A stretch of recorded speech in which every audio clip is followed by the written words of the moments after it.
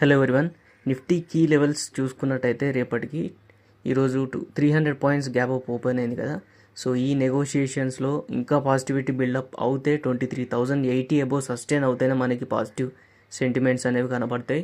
So recovery కనబడే chance ఉంటుంది. ఈ నెగోషియేషన్స్లో మంచి పాజిటివ్నెస్ కనబడితేనే. So Trump and Iran leader so ఈ నెగోషియేషన్స్లో స్ట్రాంగ్ డిస్కషన్స్ ఉన్నాయని చెప్పేసి ఈరోజు 12 తర్వాత మనకి మీడియాలో వచ్చింది కదా న్యూస్. సో ఈ న్యూస్ వల్ల ఈరోజు నిఫ్టీ 12 తర్వాతే రైజ్ ఇచ్చింది. సో చూసుకున్నట్టయితే 22,900 బిలో మళ్ళీ సస్టైన్ అవ్వకుంటే, సో బ్రేక్ డౌన్ తీసుకొని సస్టైన్ అవ్వకుంటే ఇంకా ఫాల్ కనబడే ఛాన్స్ ఉంటుంది 22,600 వరకు. సో 600 అనేది మేజర్ సపోర్ట్ లెవెల్, 600 to 650.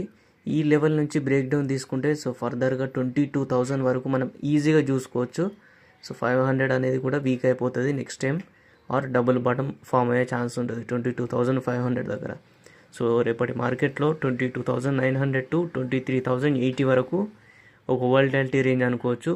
దీని బిలో వెళ్తే మళ్ళీ 22,650 వరకు ఫాల్ కనబడే ఛాన్స్ ఉంటుంది.